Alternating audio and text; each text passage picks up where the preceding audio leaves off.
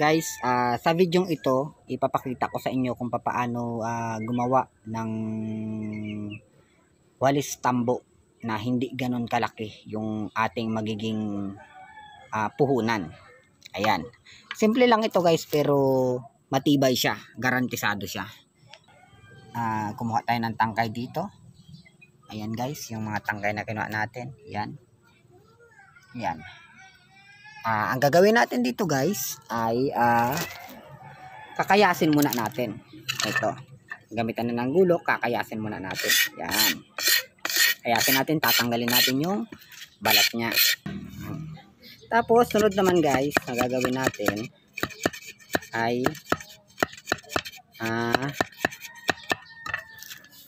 kakabitan natin siya ng palingping.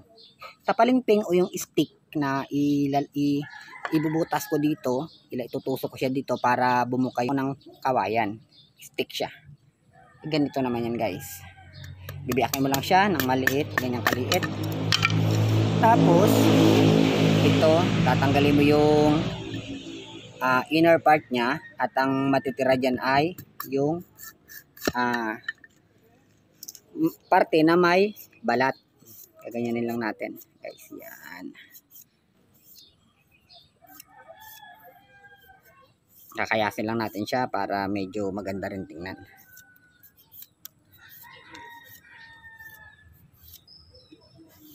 Ayan. Ganyan na siya guys. Stick lang siya. Stick. Kung papasinin nyo lang, bubutasin natin siya. Dadangkalin ko lang. Gagamit ako ng dangkal yung panukat. May metro ako dyan guys, pero dangkal usually gagamitin ko lang. Isa, dalawa, tatlo. Tatlong dangkal lang guys yung aking gagawin, no. So, itutusok ko dito yung ating ito, stick. Siyempre, unang gagawin ko, bubutasin ko siya guys. Ayan. Pero guys, isa ito sa pinagkikitaan namin. Pinagkukunan ng kabuhayan. Although, seasonal lang ito. Ano na rin siya. Yan, itutusok lang natin dito guys sa ayan guys, ayan na siya, no, kung yan, umano na siya sa ginawa kong butas. Ay pasok na natin siya, ipapantay lang natin guys. Yan, yan, tapos puputulin natin to guys kasi masyadong mahaba. Putulin natin dito, yan, tapos putulin din natin dito.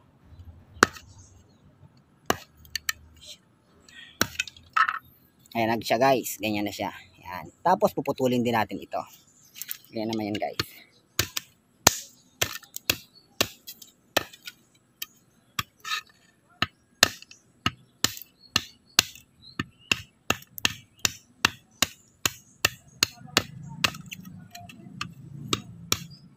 Ayan. Usually yan. Ayan siya. Tapos dito naman guys, puputulin din natin to.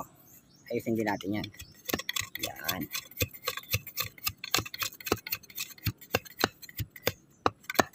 Ayan.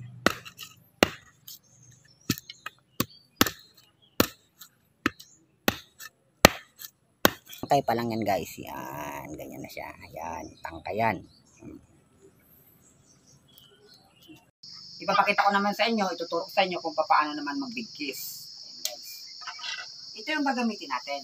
Ito guys ay bulaklak ng tambo. Yan. Nakabigkis na siya. Tatanggalin natin yung tali. Yan guys.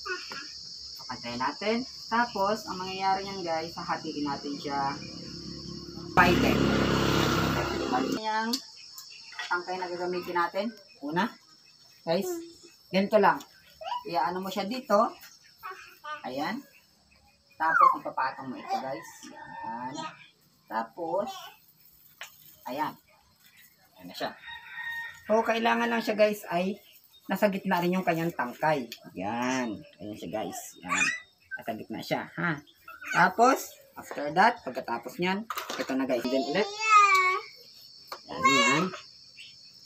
Then, ito ay yan. Tapos, dito. Kailangan guys yung bigkis, dalawa. So, isa pa. Ang bigkis pa. Ito, sa bandang puno nila. Ayan.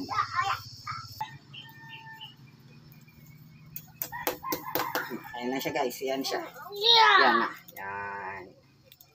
Ayan siya guys. Ayan nalabasan. Tapos, gagawa na lang natin dito kanyang talian. Dito siya guys. Sa puno. Pupukin lang natin ganyan. Yan hanggang sa bumaon siya. Yan.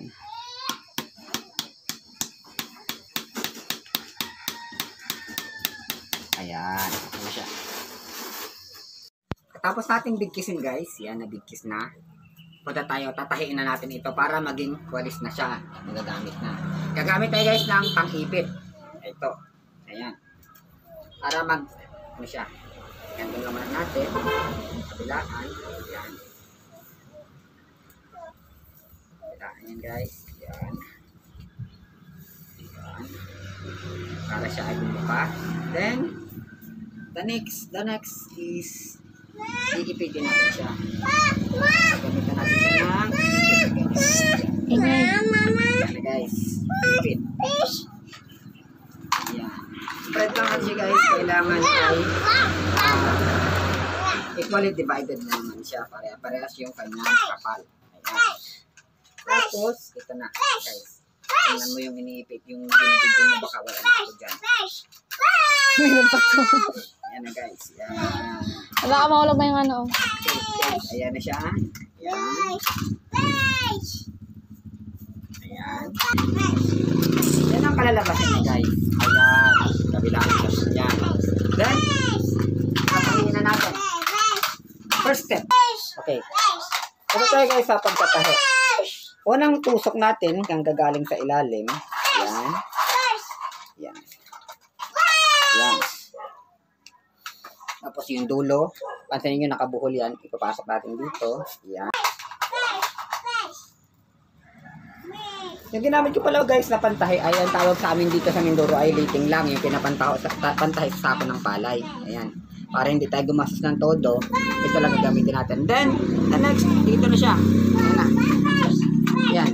Ganyan na siya. Ayan. Ayan. Dito ganyan nyo lang. Then, ito. Ayan.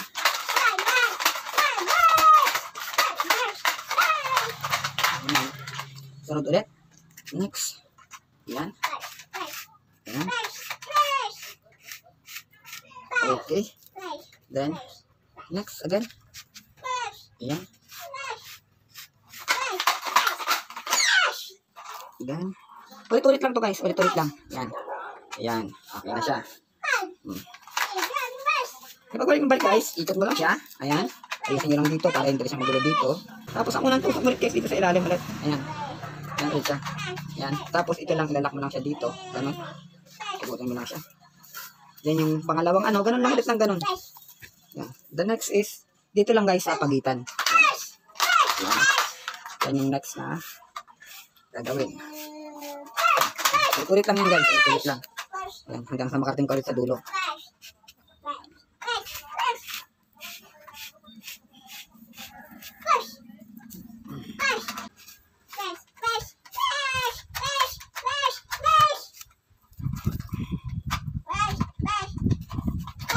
Guys, sa dulo na ulit ako.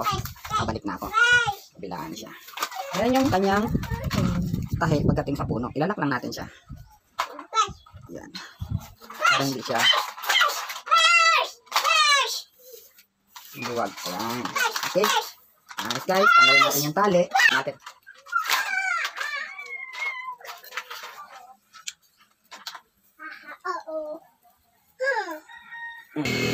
Ayan. Kaya lang ibang tahi na ito guys. Kasi ito na yung magiging tahi niya. Ayan. Iba na yan.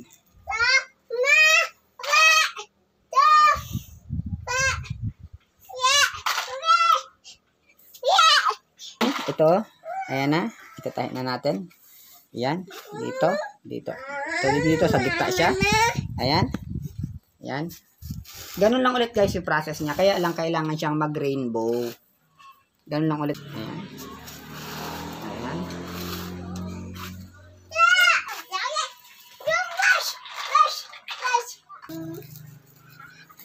Pagdating dito guys, ikot natin. Tutusok lang natin to dito. Ayan. Para ano. Tapos ito, ilalak natin ganon. Ayan. Ayan, nakalak na siya guys. Yan ano. Magdudubulak lang tayo dito guys. Dudubulak natin dito. Magtutusok ulit ako dito. Ayan, isa. Para nakalak ulit siya. Ayan.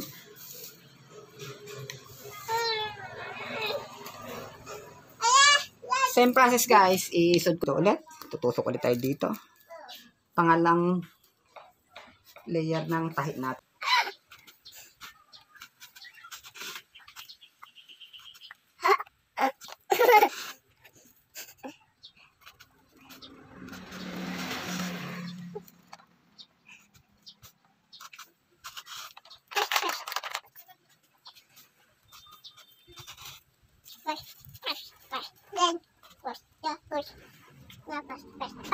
Kailangan siya nakalak kasi para hindi siya mabuwag dito. Ayan. Tapos, idudubulak natin siya. Dubulak siya. Ayan. Okay. Yan na guys. Tapos na siya. Ayan. Tutusok ko lang dito guys. Saglit. Okay. Ayan. Ayan na yung laki niya.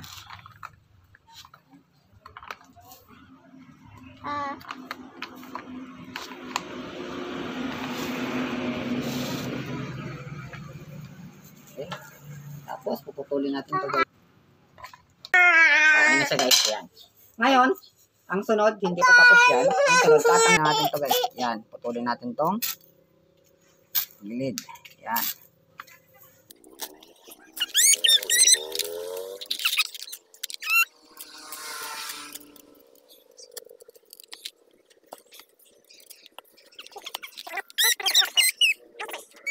Gagawin natin guys. Yung nilagay ko dito kanina, doon naman natin ilalagay yung sobra nating panahe.